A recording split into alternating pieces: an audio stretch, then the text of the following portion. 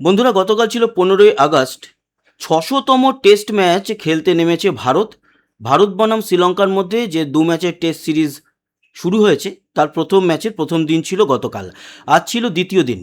আর দ্বিতীয় দিনে এসে ভারত হয়তো রানের পাহাড়ে প্রচুর রান করেছে, কিন্তু এটুকু বলা যেতে পারে এই ম্যাচ যেভাবে প্রতিদিন বৃষ্টি বিঘ্নিত হচ্ছে, সেখানে দাঁড়িয়ে এই ম্যাচ ফলাফলের দিকে এগোবে কি না তাই নিয়ে সন্দেহ, নাকি ড্র হয়ে যাবে, অমীমাংসিত থাকবে, এই প্রশ্নটা রয়েছে। তার কারণ প্রতিদিনই বৃষ্টি লক্ষ্য করা যাচ্ছে। আমরা দেখব আগামীকাল কীরকম আবহাওয়া থাকে। তার আগে আজকে আমরা কি কি দেখতে পেলাম এই ম্যাচে। আমরা কিন্তু দুখানা হাফ সেঞ্চুরি দেখতে পেলাম, আর একখানা শুধু সেঞ্চুরি নয়, 150 দেখতে পেলাম। দেবদত্ত পারিক্কাল গতকাল 131 রানে শেষ করেছিল বা নট আউট ছিল। আজকে খেলতে নেমে সে কিন্তু 167 রান করেছে, 230টা বল ফেস করেছে, এর মধ্যে 15খানা 4 আছে আর একখানা 6 আছে। যখন আউট হয় তখন খারাপ লাগছিল, মনে হচ্ছিল পারিক্কাল 200 করলেও করতে পারতো। অন্যদিকে রাহুল গতকালকেই হাফ সেঞ্চুরি করে 77 রানে যখন ব্যাট করছিল। তার আগে থেকেই ক্র্যাম্প আসছিল, ডিহাইড্রেট হয়ে গেছিল শরীর, চোট আঘাতের মতোই অবস্থা পরিস্থিতি, আনফিট হয়ে যায়, রিটায়ার হার্ট হয়। আজকে আবারও খেলতে নামে ঋষভ পান্ত আউট হয়ে যাওয়ার পর আজকে খুব বেশি আর অবদান রাখতে পারেনি। গতকালকে 77 রানের পর আজকে নেমে একটি 4 মারে, একটি সিঙ্গেল, 5 রান যোগ করতে পেরেছে। 5 রান যোগ করে রাহুল 82 রান তোলে এবং সেখানে আউট হয়ে যায়। যে ক্যাচটা দেয় একেবারে সামনেই যে দাঁড়িয়ে থাকে ফিল্ডার, তাকেই একেবারে মারতে গিয়ে আচমকা ধরে ফেলে। ক্যাচটাও ভালো ছিল। আর একটা হাফ সেঞ্চুরি দেখেছি ধ্রুব জুরেলের কাছ থেকে আমরা। ধ্রুব জুরেল ওই 51 রান করেছে 68 বলে। আর যতজন খেলেছে মোটামুটি তার মধ্যে ধ্রুব জুরেলেরই স্ট্রাইক রেট সব থেকে ভালো, 75। এই 68 বলে 51 রান যে ধ্রুব জুরেল করেছে, সেখানে রয়েছে 4টে 4 এবং একটি 6। এই 3জনের অবদান দিয়ে শুরু করলাম, বাকি অবদান অনেকেরই আছে। একেবারে শেষে কুলদীপ যাদবও খারাপ খেলছিল না, যদিও আমাদের কিন্তু এখনও পড়েনি, আমাদের এখনও 10 উইকেট পড়েনি। তবে এটুকু ধরে রাখুন, ডিক্লেয়ার দিয়ে দেওয়াই হয়েছে। অফিসিয়ালি ঘোষণা না হলেও আমরা ধরে নিচ্ছি ডিক্লেয়ার। 460 রান তুলেছে ভারত 9 উইকেট হারিয়ে। টোটাল খেলা হয়েছে 116। কেন বলুন তো? কাল আজ দুটো দিন ভারত ব্যাট করলো, তাতে মাত্র 416 ওভার। ঘটনাটা এই কারণেই যে গতকালকেও বেশ কিছু ওভার খেলা হয়নি, বৃষ্টির জন্য বন্ধ ছিল। আজকে তো খেলা শুরুই হয়নি। খেলা শুরু হওয়ার কথা সকাল 10টা থেকে, ভাবলাম হয়তো লাঞ্চ ব্রেকের পর শুরু হবে 12:30 পৌনে 1টায়। সেই ম্যাচ গিয়ে আলটিমেটলি শুরু হলো দুপুর 2:35। তারপর থেকে অবশ্য 6টা অবধি ম্যাচ হয়েছে। আমাদের বেশ কিছু উইকেট পড়েছে। ঋষভ পান্ত ভালো খেলছিল, বোকার মতো উইকেট দিয়ে চলে এলো। আমাদের যারা খেলেছে তাদের তো নিয়ে আলোচনা গতকাল করেই ফেলেছি। যশস্বী জয়সওয়াল কিংবা রাহুলের কথা জাস্ট বললাম। দেবদত্ত পারিক্কালের অনবদ্য 167। শুভমান গিল কালকেই আউট হয়ে গেছিল। আজকে ঋষভ পান্ত খেলছিল।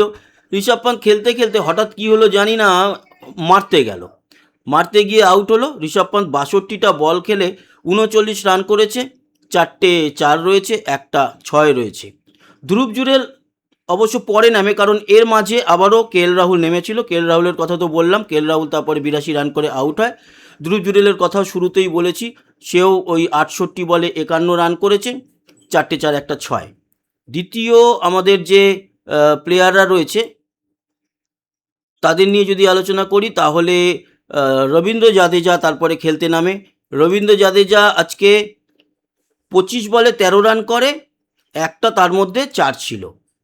মানব সুতারও কিন্তু ভালো খেলছিল। মানব সুতার 43 বল খেলেছে, 24 রান করেছে, দুটো 4 মেরেছে।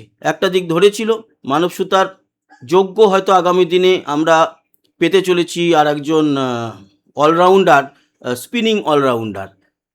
রবীন্দ্র জাদেজা হয়তো আগামী কয়েক বছরের মধ্যেই বা 2-1 বছরের মধ্যে রিটায়ার করবে। তারপর হয়তো মানব সুতার যদি ভালো খেলতে পারে সেই জায়গায় তাকে ভাবা যেতে পারে। যদিও অক্ষর প্যাটেল এবং ওয়াশিংটন সুন্দর এরাও রয়েছে দৌড়ে, তবে মানব সুতারের পারফরমেন্স যা দেখা যাচ্ছে তাতে ও হয়তো একটু বেশি এগিয়ে যাবে। কেন?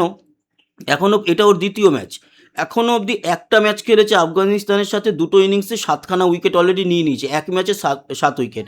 তারপর আজকে ওর ব্যাটিং যেটা দেখলাম যে ব্যাটটাও করতে পারে। কুলদীপ যাদবের আগে মোহাম্মদ সিরাজকে নামিয়ে দিয়েছিল। মোহাম্মদ সিরাজ এসে 15 বলে 11 রান, একটা 6 মেরেছে, 4 মারেনি, কিন্তু ভাল লাগছিল সিরাজ যেভাবে ব্যাট করছিল, অ্যাগ্রেসিভ, দেখতে বেশ বেশ মজা লাগছিল। তারপরে কুলদীপ যাদবকে নামানো হয়। কুলদীপ যাদব এসে 13 বলে 12 রান, দুটো 4 মেরেছে কুলদীপ যাদব, এখনও নট আউট আছে, যদিও ডিক্লেয়ার হয়ে যাবে। আর প্রসিদ্ধ কৃষ্ণা একদিকে লাস্টে নেমেছিল, প্রসিদ্ধ কৃষ্ণাও নট আউট রয়েছে, 1-2 রান করেছে। প্রসিদ্ধ কৃষ্ণা কত করেছে? নট আউট আছে, 4 বলে 1 রান করেছে। তো ওই ওর ক্ষমতা অনুযায়ী যতটুকু পারে ততটুকু করেছে। বাকি আসবো আমরা ওয়েদার কীরকম থাকবে সেই আলোচনায়। প্লেয়ারদের নিয়ে আলোচনা করলাম, ওয়েদারে চলে যাই। ওয়েদার কি বলছে, এক সেকেন্ড চলে যাব ওয়েদার সাইটে, এসে গেছি। আগামীকাল কীরকম থাকবে ওয়েদার, যেটা খুব গুরুত্বপূর্ণ। এই হচ্ছে ওয়েদার সাইট। আজকে দেখে তো লাভ নেই, হচ্ছে গল টেস্ট। আজকে মোটামুটি অনেকক্ষণ বৃষ্টি হয়েছে, তবে বৃষ্টি না খুব যে প্রচুর পরিমাণে হচ্ছে তা নয়, হালকা মাঝারি হচ্ছে। তবে হালকা মাঝারি হলেও তো বৃষ্টিতে বা হালকা মাঝারি ঝিরিঝিরি বৃষ্টিতে ক্রিকেট খেলা হয় না, তার জন্য বন্ধ ছিল।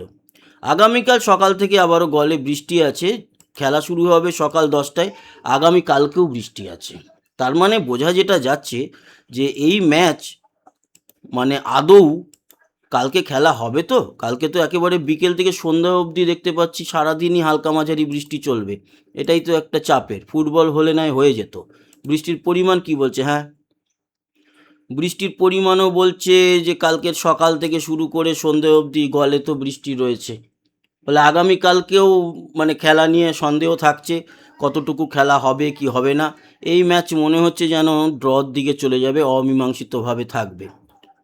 তাপমাত্রা দেখে কোনো লাভ নেই, ওই একই রকমই থাকবে তাপমাত্রা, 27-28-এর মধ্যে যেরকমটা থাকে। বৃষ্টিটাই চিন্তায় রাখলো, কারণ প্রথম দিনও হয়েছে, আজকে একটু বেশিই হলো, আবার আগামীকালকেও বৃষ্টি। ঠিক বৃষ্টিটার জন্যই হয়তো এই ম্যাচটা, কারণ এই ম্যাচগুলো জেতাটা ভারতের কাছে খুব দরকারি যদি ওয়ার্ল্ড টেস্ট চ্যাম্পিয়নশিপ খেলতে হয়। এই প্রত্যেকটা ম্যাচকে জিততে হবে, সেখানে ড্র হয়ে গেলে আরও পিছিয়ে পড়া। দেখা যাক কপালে কী আছে। তবে বৃষ্টি রয়েছে, আগামীকালকেও খেলা নিয়ে সম্ভাবনা মানে অনেকটাই সন্দেহ রয়েছে যে ক ওভার খেলা গড়াবে মাঠে। আমরা বাকি বিষয়গুলো নিয়ে আলোচনা করেই ফেলেছি। আর একবার জাস্ট সামারিতে যাব, সামারিটা দেখে নেব যে কি পজিশন আছে, ডিজিটালি দেখিয়ে দেবো আপনাদেরকে। চলে এলাম। এখন দেখুন পার্সেন্টেজ কি বলছে। ড্র 45%, শ্রীলঙ্কার মাত্র 3%, ইন্ডিয়ার 52, এই জায়গায় দাঁড়িয়ে আছে। এবার এই 3টে দিন যদি পুরো খেলা হয় তাহলে মানে 85-90 ওভার করে 3 দিন খেলা হয়, তাহলে একটা হয়তো চান্স আসলেও আসতে পারে, মানে জেতা হারার। 460 রান করেছে 9 উইকেটে, যেমনটা বললাম। ইন্ডিয়া টসে জিতে ফার্স্ট ব্যাটিং নিয়েছে। এখানে নতুন করে বলার কিছু নেই। 167 দেবদত্ত পারিক্করের উল্লেখযোগ্য। ওদের হয়ে যারা বল করেছে, এই যে কেশারা নুয়ান্থা, এর কথা বলতে হয়। এর ছবি এখনও আসেনি। কেন? তার কারণ এটা হচ্ছে ওর অভিষেক ম্যাচ। এই অভিষেক ম্যাচে 3টে উইকেটও তুলে নিয়েছে। আর প্রথম যে উইকেটটা তুলেছে সেটা হচ্ছে ঋষভ পান্তের উইকেট। ভালো নতুন প্লেয়ার, শ্রীলঙ্কার, ভালো বল করছে। ফার্নান্ডো একটা উইকেট নিয়েছে, আর 4 উইকেট নিয়েছে প্রভাত জয়সূরিয়া। বহু পুরনো প্লেয়ার, বহু মানে পুরনো প্লেয়ার, সিনিয়র প্লেয়ার, ওদের স্পিন আক্রমণের একেবারে মাথা। সেও কিন্তু 4টে উইকেট তুলে নিয়েছে। 4 আর 3 7 আর 1 8। একটা হচ্ছে যশস্বী জয়সওয়াল, রান আউট হয়েছিল কালকে ভুল বোঝাবুঝির জন্য। যেটা জানা যাচ্ছে যে এই আউটের পিছনে দায়ী করা হচ্ছে KL রাহুলকে, এটা আমরা জানতে পেরেছি অফিসিয়ালি। তো এই ছিল আজকের সেকেন্ড ডের আপডেট। অন্যদিকে বাংলাদেশ যে জিতেছে, ঐতিহাসিক জয় অস্ট্রেলিয়ার এগেনস্টে, সেই নিয়ে তো আপডেট আগেই দিয়ে দিয়েছি। ভালো থাকবেন, সুস্থ থাকবেন, আবার দেখা হবে, টাটা।